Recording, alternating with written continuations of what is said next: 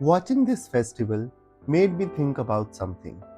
People from different countries, different religions, different languages, different cultures, all gathered in one place.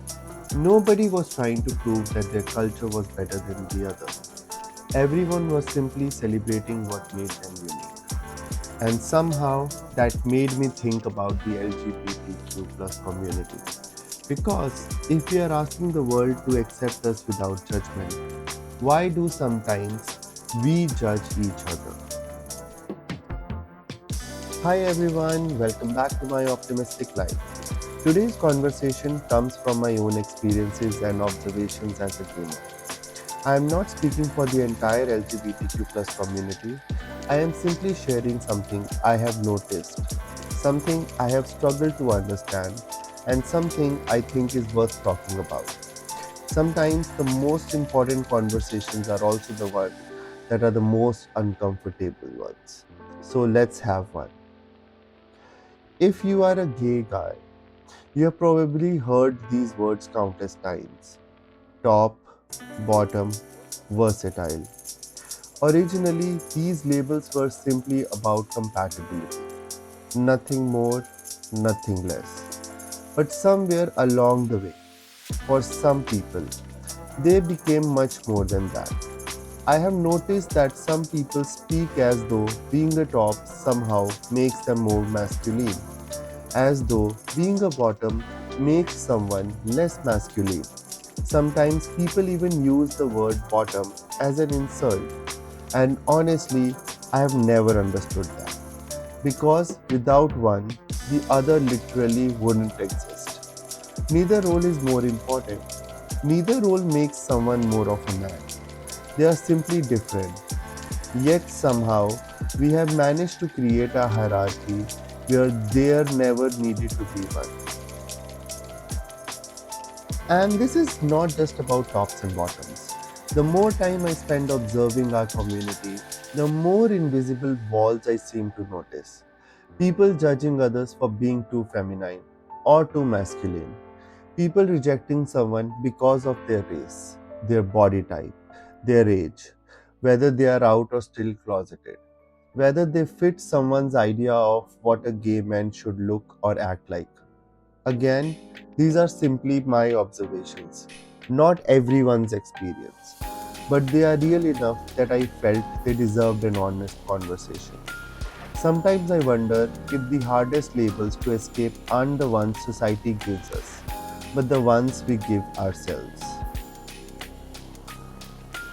For decades, our community has fought for equality, for dignity, for acceptance, for the right to simply exist without being told we are less than everyone else. Those fights matter. They always will. But equality isn't only something we ask from society. It's something we have to practice with each other too. If we want people outside the communities to stop putting us into the boxes, maybe we should stop putting each other into boxes. Acceptance doesn't begin when the rest of the world accepts us. It begins when we stop deciding who's more gay, who's more masculine, or who's somehow more worthy within our own community. Because equality isn't just something we ask from the world, it's something we owe each other. As someone who still isn't out to everyone in my life, I've spent a lot of time worrying about being judged by the outside world. I never expected that sometimes the fear of judgment could also exist within the very community that's supposed to feel like home. Maybe that's why this conversation matters so much to me. Because home should never be another place where we have to prove our worth. Watching this festival reminded me of something. Different cultures didn't make this event weaker, they made it beautiful. Differences don't divide us. The way we treat others. Blah. Watching the festival reminded me of something. Different cultures didn't make this event weaker, they made it beautiful. Differences don't divide us. The way we treat those differences does. We don't have to agree on everything. We don't all have to be the same. But if we are asking the world to see our humanity, we should be willing to see each other's too. I'd genuinely love to hear your thoughts. Have you experienced this?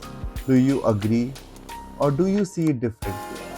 Let's keep the conversation respectful because that's exactly what this episode is about. If this conversation resonated with you, I would love for you to join me on this journey. You can find my optimistic life on YouTube, Spotify, Instagram, and TikTok, where we have honest conversations about life, identity, growth, and everything in between. Until next time, this is my optimistic life, honest conversations one step at a time. Thank you.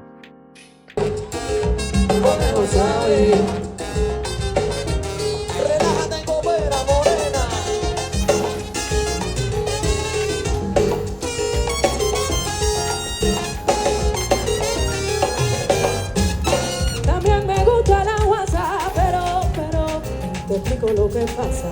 Yo sé, te gusta, tengo que ser que arrebata. Ja. Y oye, papi, es que si te bajo la velocidad, no me quisieras